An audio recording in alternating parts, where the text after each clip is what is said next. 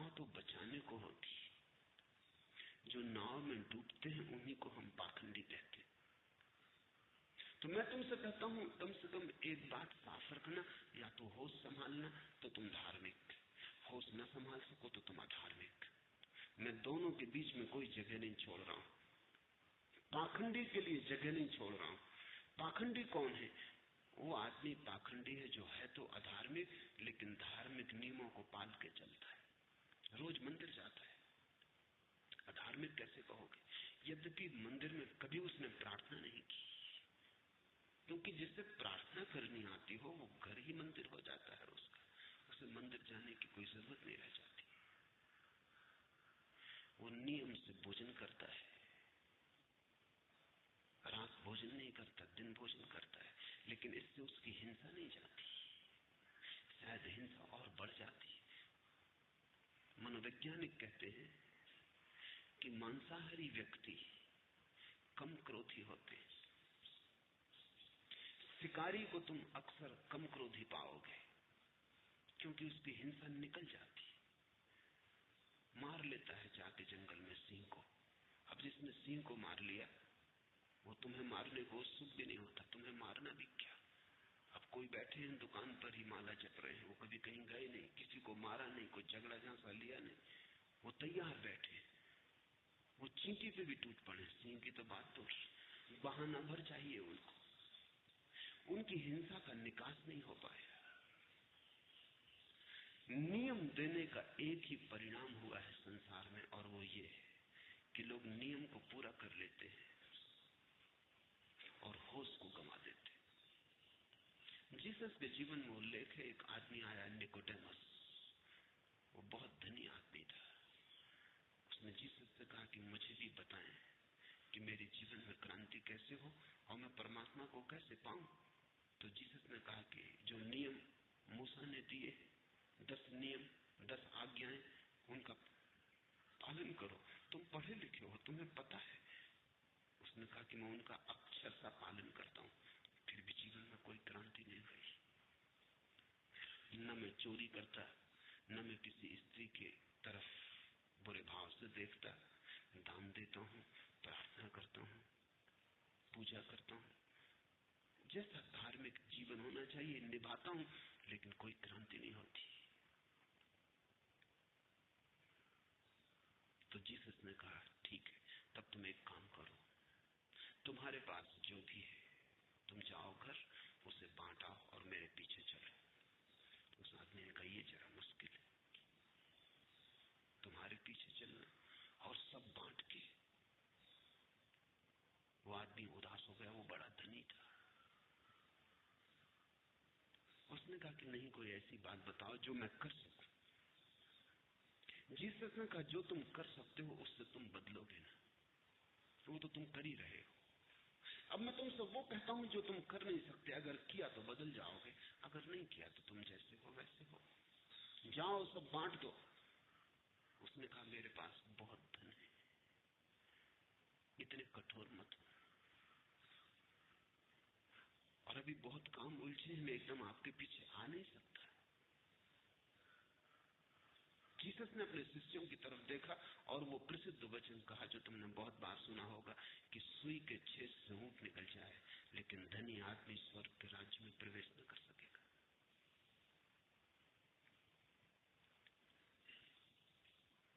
धनी नियम तो पाल लेता है, लेकिन धार्मिक नहीं हो पाता। धनी को सुविधा है नियम पालने की, वो रोज दिन में 3 दफे मंदिर जा सकता है या 5 दफे नमाज पढ़ सकता है। गरीब तो 5 दफे नमाज नहीं पढ़ सकता, फुर्सत कहाँ, समय कहाँ, मंदिर कैसे जाए, दफ्तर जाए, फैक्ट्री जाए, खेत पर जाए कि मंदिर जाए, रोज गीता नहीं पढ़ सकता, समय कहाँ, भजन नहीं कर सकता क्योंकि पेट में भूख है। धनी तो भजन कर सकता है, पूजा कर सकता है, खुद न भी करने की इच्छा हो तो नौकर रख सकता है, मजदूर रख सकता है पूजा करने को। नौकर चाकर रखे लोगों ने, उनको पुजारी कहते, उनसे कहते हैं तुम पूजा कर दो, उनको तनख्वाह मिलती है, पूजा का फल मालिक को मिलता है। नौकर रख ले सकते हो, कितनी बेहूदगी बात है। प्रेम और पूजा के लिए भी नौकर, उसे भी तुम दूसरे से करवा लेते हो पैसे के बल पर। तो अगर तुमने एक पुजारी को 100 रुपया महीना दिया और उसने रोज आके 3 दफा भगवान की पूजा की, तो अगर ठीक से समझो तो हिसाब ऐसा है कि तुमने भगवान को 100 रुपए दिए। और क्या दिया? तुम्हारे पास थे, तुम दे सकते थे, और शायद ये 100 रुपए देकर तुम करोड़ों पाने की आकांक्षा कर रहे हो, ये भी शायद रुस्वत है। नियम तो पूरे किए जा सकते हैं, नियम के पूरे करने से कोई धार्मिक नहीं होता, पाखंडी हो जाता है, हिपोक्रेट हो जाता है। इसलिए मैंने कोई नियम तुम्हें नहीं दिए, या तो तुम धार्मिक हो या अधार्मिक, बीच की मैंने तुम्हें सुविधा नहीं दी। इसलिए मैं तुम्हें वही आखिरी बात कहता हूं जो बुद्ध ने आनंद को कही, होश साधना। आंख बंद करना न करना क्या पड़ा है। मेरी दृष्टि में ऐसा है कि अगर तुमने होश साधा, आंख खुली रखो, स्त्री को छुओ, धन कमाओ, मकान में रहो, बाजार में बैठो, कोई अंतर नहीं पड़ता। होश न सदा, आंख बंद रखी, जंगल में भाग गए, धन न छुआ, नंगे खड़े हो गए, सब त्याग दिया, तो भी कोई फर्क नहीं पड़ता। होश से ही क्रांति होती है। इसलिए होश अकेला नियम है, एकमात्र नियम।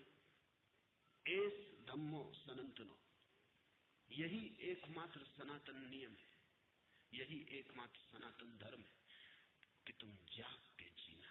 और मैं तुमसे कुछ भी नहीं मांगता। विस्तार की बातों में तो तुम बहुत बार धोखा दे गए हो। मैं तुम्हें विस्तार का मौका ही नहीं देता, बस एक छोटा सा शब्द देता हूं, अवेयरनेस, होश, ताकि तुम साफ रहो। सधे तो साफ रहो, न सधे तो साफ रहो, दोनों के बीच में धोखा देने की सुविधा नहीं देता। इसलिए मैंने कोई नियम नहीं दिए। तुम ये मत समझना कि मैंने नियम नहीं दिए, नियम दिया है, नियम नहीं दिए, और नियम काफी है। कहावत है, 100 सुनार की एक लोहार की, मेरा नियम लोहार वाला है। डिटेल्स और विस्तार की बातों में मैं नहीं पड़ा, क्योंकि तुम उनमें काफी कुशल हो गए हो। मेरे पास लोग आते हैं, वो कहते हैं ध्यान तो ठीक, लेकिन कुछ और बताएं कि हम क्या करें, क्या खाएं, क्या पिए, क्या पहने, कब सोएं, कब जागे। ये व्यर्थ की बातें तुम ही सोच लेना, तुम सिर्फ ध्यान करो। अगर तुम्हारा मन शांत और जागरूक होता जाए तो तुम खुद ही पाओगे और नियम अपने आप उसके पीछे आने लगे। होशपूर्ण व्यक्ति अपने आप शराब न पिएगा, क्योंकि शराब तो होश के विपरीत है, वो तो होश को नष्ट कर देगी। उसे नियम देने की जरूरत नहीं कि शराब मत पियो।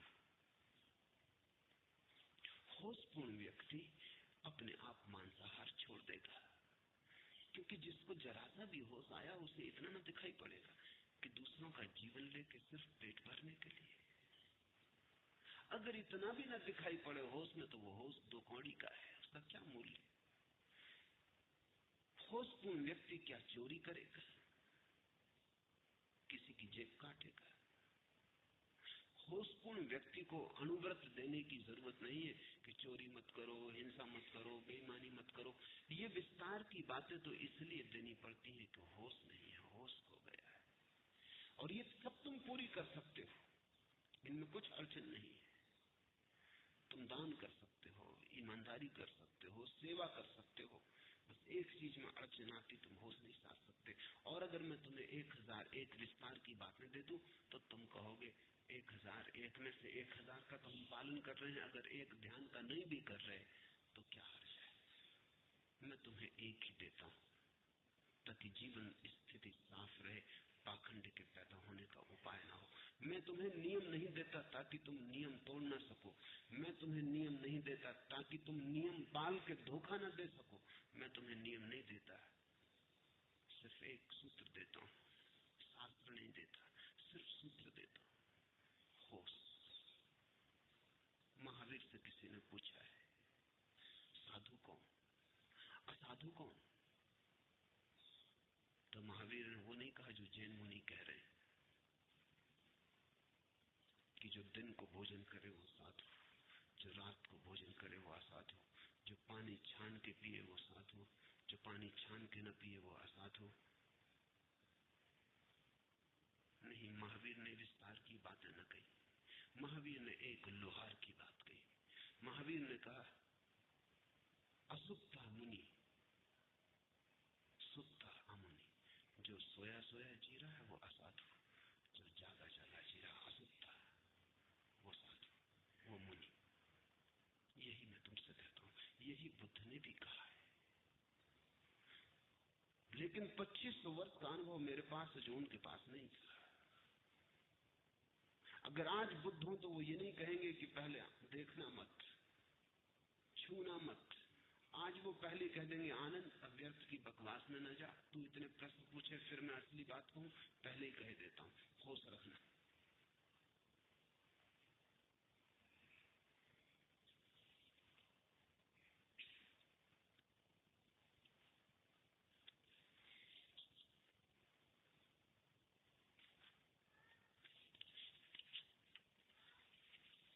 तीसरा प्रश्न, बुद्ध कहते हैं अल्पतम पर, अत्यंत जरूरी पर ही जियो।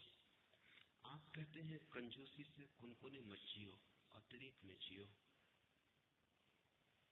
हम दोनों के बीच कैसा तालमेल बिठाएं? तालमेल बिठाने को कहा किसने? बुद्ध ठीक लगे, बुद्ध की बात मान लो, मैं ठीक लगूं, मेरी बात मान लो। तालमेल बिठाने को कहा किसने?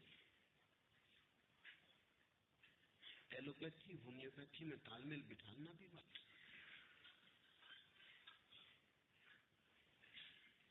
तालमेल की चिंता बड़ी गहरी है तुम्हारे मन में कि किसी तरह तालमेल बिठा लो।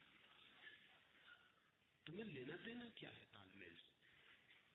जो दवा तुम्हारे काम पड़ जाए उसे स्वीकार कर लेना। तुम्हें कोई सारी दुनिया की पैथीज में तालमेल थोड़ी बिठा लो। बुद्ध ने कहा है जियो न्यूनतम पर, ये एक छोर, क्योंकि छोर से ही छलांग लगती है। किसी चीज के मध्य से न कूद सकोगे, छोर पर आना पड़ेगा। अगर इस छत से कूदना है तो कहीं भी छोर पे आना पड़ेगा, वहां से छलांग लगेगी। हर चीज के दो छोर हैं। बुद्ध ने कहा अल्पतम, न्यूनतम, कम से कम पर आ जाओ, वहां से छलांग लग जाएगी। मैं कहता हूं अतिरेक, अंतिम पर आ जाओ, वहां से छलांग लग जाएगी। बुद्ध कहते हैं दीन दरिद्र भिक्षु हो जाओ, मैं कहता हूं सम्राट बन जाओ। मगर दोनों छोर हैं। बुद्ध कहते हैं इधर हटाओ, मैं कहता हूं उधर बढ़ जाओ। तालमेल मत बिठाना, नहीं तुम बीच में खड़े हो जाओ। तुम कहोगे अब ये भी कहते हैं कि बिल्कुल छोड़ दो, मैं कहता हूं कुछ छोड़ने की जरूरत नहीं। तुम कहोगे आधा पकड़ो आधा छोड़ो, इधर बीच में खड़े हो जाओ। ये समन्वय, ये तालमेल तुम्हें मार डालेगा। कोई जरूरत नहीं है तालमेल बिठाने की। बुद्ध परिपूर्ण है। मेरी बात जोड़ने से कुछ फायदा ना होगा, नुकसान होगा। प्रत्येक व्यवस्था पूरी है। बुद्ध ने जो दिया है वो पूरी व्यवस्था है, उसमें रत्ती भर कमी नहीं। वो यंत्र अपने आप में परिपूर्ण। मेरी बातों को उसमें मत जोड़ देना। मैं तुम्हें जो दे रहा हूं वो परिपूर्ण है, उसमें बुद्ध को कुछ जोड़ने की जरूरत नहीं है।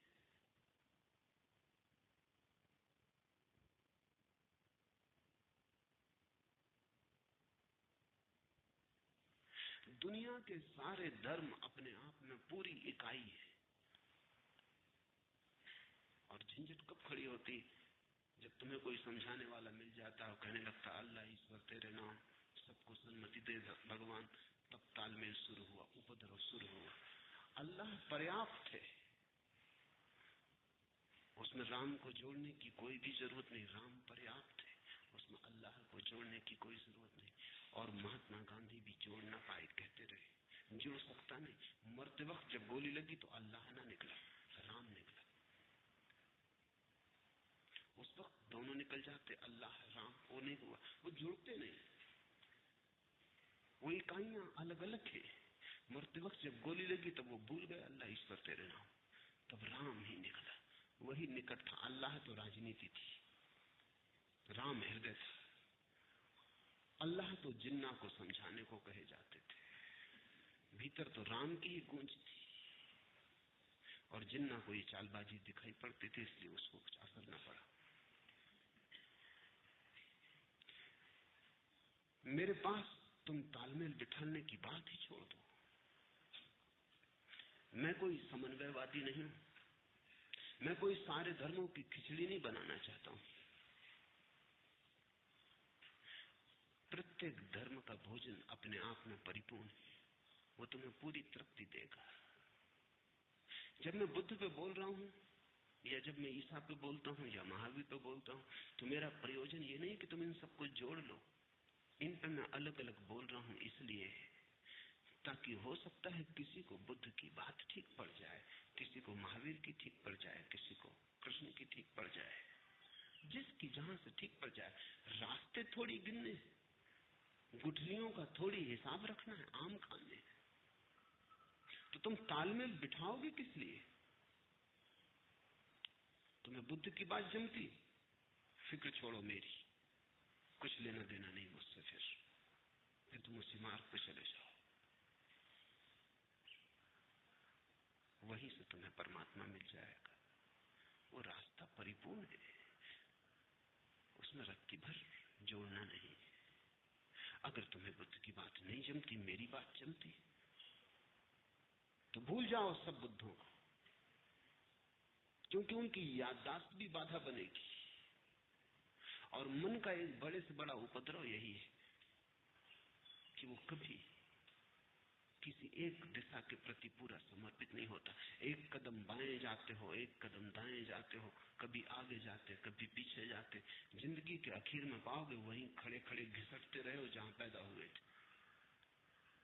गति ऐसे नहीं होती, गति तो एक दिशा में होती। चुन लिया पश्चिम तो पश्चिम सही, फिर भूल जाओ बाकी तीन दिशाएं हैं भी, माना की है, और कुछ लोग उन दिशाओं में भी चल रहे हैं, वो भी माना, लेकिन वो दिशाएं तुमने छोड़ दी। तुम पश्चिम जा रहे तो तुम पश्चिम ही जाओ। ऐसा ना हो कि एक हाथ पूरब जा रहा है, एक पश्चिम जा रहा है, एक टांग दक्षिण जा रही है। तालमेल तो न बैठेगा। उस तालमेल की चेष्टा में तुम बुरी तरह खंडित हो जाओगे। और यही गति मनुष्य की हो गई। आज से पहले जब दुनिया इतने एक दूसरे के करीब न थी और जमीन एक छोटा सा गांव नहीं हो गई थी, और जब एक धर्म से दूसरा धर्म परिचित नहीं था, तब बहुत लोगों ने परम ज्ञान को पाया। जैसे जैसे जमीन सिकुड़ी और छोटी हुई और एक दूसरे के धर्म से लोग परिचित हुए, वैसे ही धार्मिकता कम हो गई। उसका कारण ये कि सभी के मन में सभी दिशाएं समा गई। कुरान भी पढ़ते हो तुम, गीता भी पढ़ते हो, न तो गीता में डूब पाते न कुरान में डूब पाते। जब कुरान पढ़ते हो तब गीता की याद आती, जब गीता पढ़ते हो तब कुरान की याद आती, और तालमेल बिठाने में लगे रहते। नहीं, दुनिया का प्रत्येक धर्म अपने आप में समग्र है, न उससे कुछ घटाना है न उसमें कुछ जोड़ना है। वो पूरी व्यवस्था है, तुम्हें जच जाए उसमें उतर जाना है और बाकी सबको भूल जाना है। यही तो अर्थ है गुरु चुनने का, कि तुमने देख लिया, पहचान लिया, खोजा, सोचा, चिंतन किया, मनन किया, पाया कि किसी से मेरा तालमेल बैठता है। दो व्यवस्थाओं में तालमेल नहीं बिठाना है, तुम में और किसी व्यवस्था में तालमेल बैठ जाए, इसकी समझ पैदा करनी। कहा इस आदमी से मन भाता है, रस लगता है, और हर आदमी को अलग अलग रस लगेगा। अब मीरा को तुम बुद्ध में लगाना चाहो तो न लगा सकोगे, और अगर तुम सफल हो जाओ तो मीरा का दुर्भाग्य होगा, वो भटक जाएगी। उसे तो कृष्ण से ही लग सकता था, नाच उसके रोए रोए में समाया था। बुद्ध उस नाच को मुक्त नहीं कर सकते थे। बुद्ध की व्यवस्था में नाच की सुविधा नहीं, वो उनके लिए है जो नाच छोड़ने में उनके लिए है जो गति छोड़ने में रस लगते हैं। मीरा को न जमती बात, बुद्ध की कोई बांसुरी ही नहीं है। बुद्ध के पास नाचने में बात बेमौजू होती। बुद्ध की मूर्ति के पास नाचोगे तो तुम्हें भी अजीब सा लगेगा, असंगत लगेगा।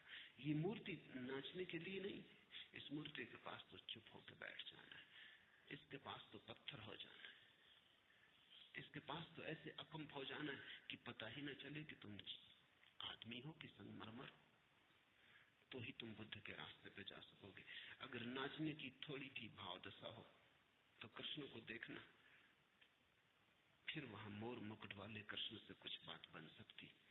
वो आदमी इसीलिए उनकी बांसुरी फिर तुम्हारे भीतर छिपे नाच को मुक्त कर देगी।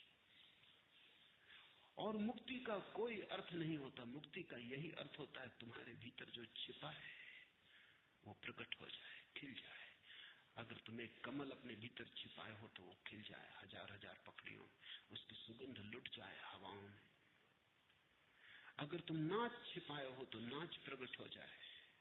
अगर कोई गीत अनगाया पड़ा है तो गा दिया जाए। अगर कोई मौन सधने को बैठा है तो सध जाए। तुम्हारी जो नियति है वो पूरी पूरी उपलब्ध हो जाए। हर आदमी की अलग अलग नियति है, हर आदमी का अलग अलग ढंग है, हर आदमी अनूठा है, बेजोड़ है। इसलिए तुम्हें अपना तालमेल किससे बैठ सकता है, किस गुरु से, किस शास्त्रा से, किसका अनुशासन तुम्हें मौजूद आता है।